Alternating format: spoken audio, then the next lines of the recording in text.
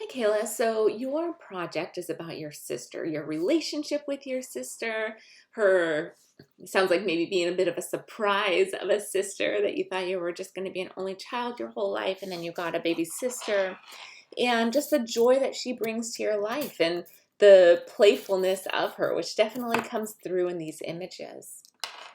So first we want to talk about the technical side of this. So your settings stay the same on all of these images. You're shooting them all at ISO 800. You're shooting them all at f7.1 at 1/60th of a second. So I would expect and I would encourage you to shoot a series with different shutter speeds and apertures depending on what your goal is with the image. And we can see how this could improve some of your images. For example, image number 6, we have some motion blur happening at 1/60th of a second. So for that, you might want to open up your aperture more so you're getting in more light with your aperture so you can have a faster shutter speed to really freeze that motion.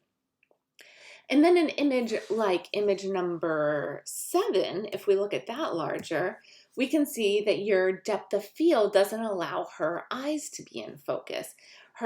This film that's over the front of her, I'm thinking it's like plexiglass or something, this is in focus, but her eyes are not in focus. So here, shooting with more depth of field, maybe shooting this at f16 or f22, would allow more of the image to be in focus. And you always want your subject's eyes to be in focus. So that's where the issue comes in. So making sure that you're adjusting your shutter speed and aperture for each image, even when you're shooting them all within the same range, right? You're probably a couple feet away from her and framing it up nearly the same for all of these images. But there's still that latitude to change your shutter speed and aperture. The light in all of your images is pretty good light. It's coming straight onto your subject. We can see a catch light in her eyes most of the time. The light's coming from in front of her, not creating any hard shadows anywhere. We can see like the shadow of her hair across her face, but that's about all that we're seeing. You're not having any hard shadows.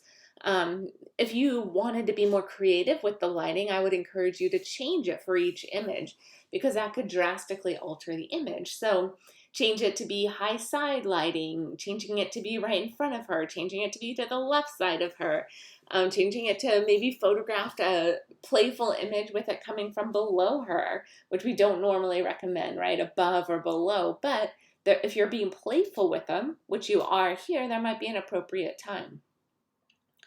The color in your images is all very cohesive, right? They're all about pink, and you have a pink background. She has pink things in her hair. She has pink bubble gum, pink shirt, and this plastic that you're playing with is pink also. I don't so much think that works well when it's in front of her because it messes up her skin tone and we can't tell what it is. But using it halfway through, especially this image, I think is really effective to have that as a prop for you to play with. But the color is very cohesive throughout the images. Her either putting on the pink lipstick or just surrounded by objects that are in pink. We obviously know this has something to do with her personality. The compositions are pretty straightforward in many of the images, but when you start playing with this plastic and doing it at a diagonal or cutting the image in half, that becomes really creative and mixes up the composition in a fun way. Also, having her just have a strong expression like she has here is fun also. Compositionally, then we start to see her arms as lines. We see her hair as lines. There's more variety in that image that adds to it. Your series is clearly very cohesive. It's all about your sister and your relationship with her. She's being playful, that comes through, and that eye contact and sparkle in her eye is working great. The main things I would encourage you to do is just spend more time on this. All assignments, we're expecting that you're spending 9 hours per module, 6 hours actually photographing and planning your shots. And I know even though these were only shot within maybe like 10 minutes of each other, I know you spent more time obviously getting her together, getting the objects together, getting all the pink together. That's all part of those 6 hours. But I'd like to see you spending a little bit more time photographing and changing the lighting situations in order to have as much creative play as you can with these images. But they're very cohesive. Let's see if there's anything here.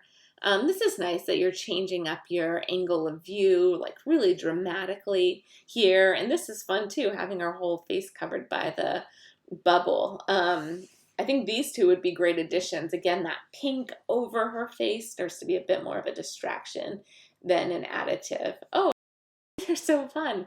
I was thinking that she had bubble gum in her mouth with all of those images, but I guess it's a balloon that she's playing with. Oh, that's so funny.